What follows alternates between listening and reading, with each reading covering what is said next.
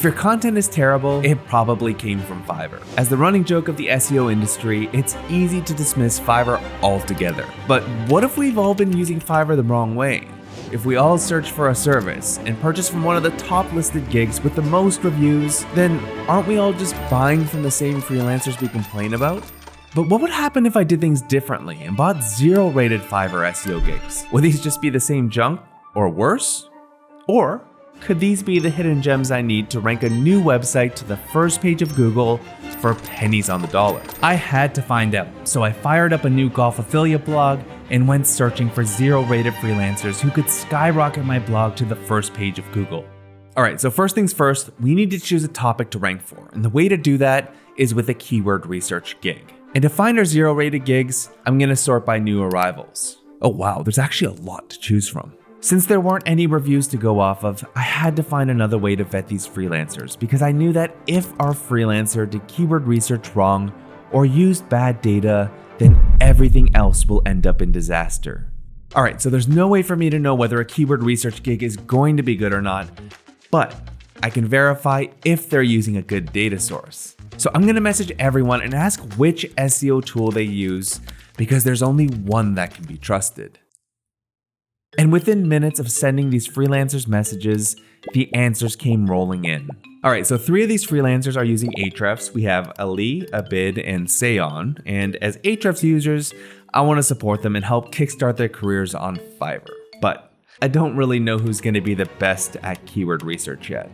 After a few minutes of pondering, the answer was right in front of me. No, literally, it was in his name.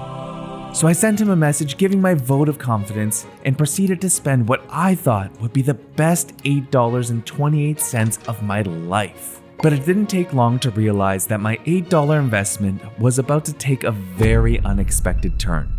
These keyword difficulty scores definitely aren't from Ahrefs, and the search volumes look kind of fishy too.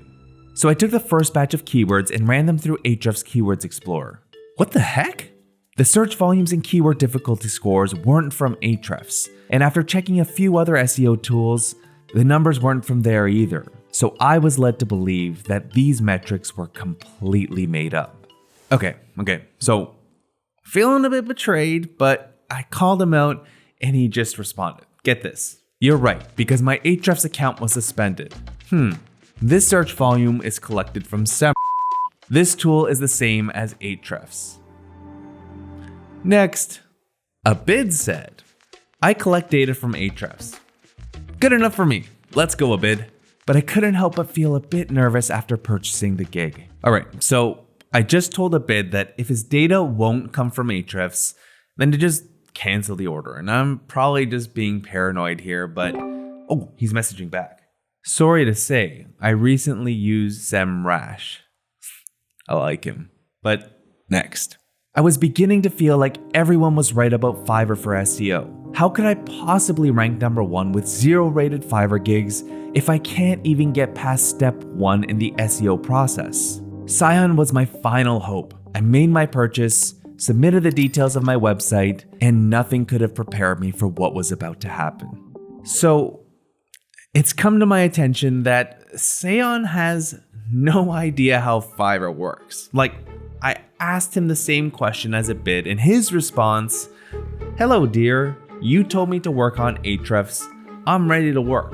If you want, we can proceed with work. I will give you all the facilities, and until the work is done, I will help you. I will help you. I am waiting for you. Thank you. And 10 messages later, he asks me, how can you budget for this job? I've already made the purchase. After spending the next day explaining how Fiverr works, I decided this project wasn't worth my time anymore. So I left him with my final message. If you do not understand, please cancel my order. And his response gave me the confirmation I needed. It was time to call it quits. But that all changed the next morning. So I got this email from Seon and I'm expecting some kind of cancellation confirmation. But then I open it and all that's inside the email is a link to a Google Doc. And by some miraculous divine intervention, he actually pulled it off. Scion had found keywords for my golf affiliate site that look more appropriate. And while the data probably didn't come from Ahrefs or any tool for that matter, just like the other gig, I cleaned it up in 2 minutes using Keywords Explorer and was ready to buy the next gig, which might get me into a bit of trouble with Google. AI content. Now let's have a moment of realness here. No one's gonna spend an hour creating content for $5 when they can just go and generate a free blog post with ChatGPT. And I found the perfect person for the job. Mesbah. Mesbah isn't new to Fiverr. In fact, he already has one 5-star review from 4 years ago where he made $150 for a consultation. So my expectations were a lot higher than the previous gig. So this so-called premium 800-word AI content gig with 0 reviews seems like a no-brainer. Insta-buy. And I didn't have to wait long to get the post back from Mesbah. Okay, so my man Mesbah's gig promised an 800-word blog post, but check this out. He over-delivered with a 1,500-word article, and he even took the time to run it through Grammarly. Mes-frickin-bah. Loving the effort here. But when I opened the Word document, my confidence in ranking number 1 took a nosedive. Okay, so I've read some bad AI content, but this one is on another level. Like, who says, "Fear not, dear golfer, for I am here to guide you through the world of face balance putters with my top recommendations." Or, "Your putting stroke is like a delicate dance on the greens." Now, I know this isn't a huge deal in the grand scheme of things, but what may actually prevent me from ranking high is that the post doesn't really give what searchers want to see: quick reviews and comparisons of different face balance putters. Instead, we've got like 400 plus words of fluff before we even get to talking about different models. I didn't have time to overthink things, so I just published the article as is, submitted a request for indexing in Google Search Console, and added it to a rank tracking project in Ahrefs. And just a couple of days later, the page was indexed in Google. It was time to move on to arguably the most important and expensive Fiverr gig of this entire challenge: backlinks. Backlinks have been and still are one of Google's most prominent ranking signals. And when a page gets quality links, traffic and rankings usually come with it. Like if Golf Digest or some other golf authority linked to my putter guide, my page would have a good chance of just rocketing up to the first page of Google. But getting quality backlinks isn't that easy because you either need to A, create some great content and get it in front of bloggers and journalists and then somehow convince them to link to you, or B, you can buy them. I reached out to about 8 Fiverr link builders. 6 gigs showed absolutely no promise, but the other 2 actually seemed pretty experienced and sent me nearly 400 domains I could get a link from. And after running all the domains through Ahrefs batch analysis, I was absolutely stunned by the metrics on some of these domains. So I'm looking at one of these sites in Site Explorer, and the traffic, the website authority, and backlink profiles are all pretty strong. But pan down, bam, the traffic drop of death. The majority of traffic profiles of the websites looked exactly like this, and I definitely didn't want to get links from sites that were built with spam content, and Google clearly knew it. But it wasn't long until I found a strong and relevant site with around 300,000 monthly organic visits. And while the seller warned me that prices are high on sites with high traffic like this one, I had to give in for the price of $10. Insta-buy.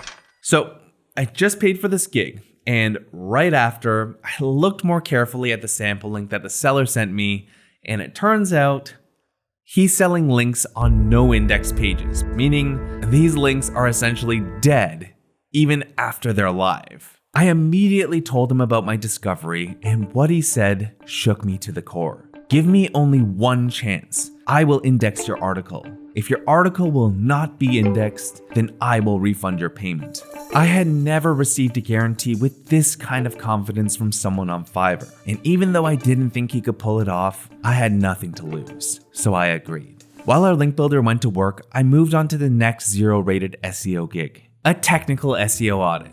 Technical SEO often gets ignored, but it's important because it's what sets the foundation for your site. And I found just the person to do an SEO audit for my site. Meet Anmol. He's been a Fiverr freelancer since April this year, and he's apparently a gold medalist rank holder and a university-level silver medalist. His gig promises 100 slides, 150 metrics, and actionables of improvement. But what I really wanted to find out was if Anmol will just run my site through a tool and paste a bunch of screenshots in his slide deck, or if he'd manually look through data and use his expertise to give me useful advice that's going to make my site more technically sound. The only way to know was to plant some traps. So trap number 1, I'm gonna add the no index tag to a blog post, which definitely shouldn't have it. And no index tags basically tell Google not to include the page in Google search. And this should stand out like a sore thumb for any SEO professional. Now, for trap 2, I'm gonna be a bit trickier, and I'm gonna generate an hreflang tag and set the default language to Spanish and the default country to Afghanistan, even though my content is in English. And this should be automatically detected if and when he crawls my site with his tool of choice. Now, for the third trap, I need something that's not gonna show up as an error in a tool. For the rest of the day, I tried coming up with a perfect trap to catch Anmol, but all the ideas I came up with would have automatically been found in the issues report in Ahrefs Site Audit. Can you stop? It became clear what I needed to do. Okay, so I've got it. I am going to change the title of my homepage to Poo Poo Bum Crack. Anmol can find this with any technical SEO tool. He doesn't even need a tool to discover this. So if he doesn't catch this, then I will know how much manual work was really put into this audit. I paid for the audit and gave Anmol the details. Conveniently, I got a message shortly after with an update for my guest post. Okay, so I just got a message from our Backlinks Fiverr gig, and it doesn't look like it's gonna work out. He said, I wanted to inform you about the current situation regarding the guest post you requested on this site. Unfortunately, due to some issues, the website has not been indexing new posts for the past 5 to 6 months. But I kind of saw this coming, and I actually asked him about getting a link on another site that he can publish on. The only catch, it's gonna cost $35. And I'm in.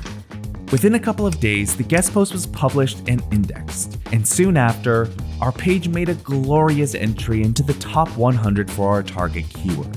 So a few more days have passed, and it looks like we're gonna stay in the top 100, but no one knows for sure. So my plan from here is to wait it out for a bit longer and see if we can get a first page ranking with everything as is. And if we can't, we'll figure it out. It's Anmol. I brace myself for a double click that could potentially change my view on Fiverr SEO gigs forever. It's not bad. It's branded with the website logo colors and it has 43 slides. But as I began to scroll through the report, it was apparent that this audit was nothing more than a bunch of screenshots and pasted data from an SEO tool. And the data seemed just really off. But the most important thing that I wanted to know was if he had found our 3 Easter eggs. So I went through everything in this report to see how many Easter eggs Anmol found. And in total, he found a resounding 0. Days passed and not much changed. In fact, we had a huge communication issue and we published the second page on the same topic, knocking our original post out of the top 100. Oh man. I frantically tried to fix the issue, and after nearly a month of waiting, nothing happened. Google still wouldn't rank our original page back into the top 100, so there was only one thing left to do. Fine, I'll do it myself. I rewrote the post using the same method that's consistently gotten me #1 Google rankings, and 4 days later, I reclaimed my spot back in the top 100. But as days turned to weeks and movements and rankings stagnated, I realized there was a key piece to the SEO puzzle that I'd missed. It was then that I realized my worst nightmare had come true.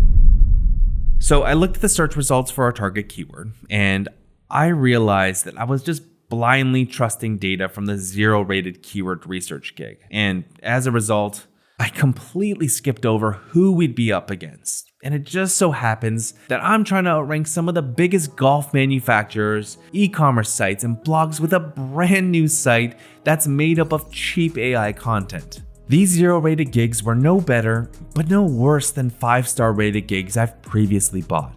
As the project manager of this campaign, I fell short because I neglected the fundamentals of SEO and built unrealistic hopes that a bunch of unconnected freelancers would somehow create the perfect campaign and get me top ranking results. So I'm gonna go back to watch our free SEO course for beginners, and you should too if you want to get free and consistent traffic from Google.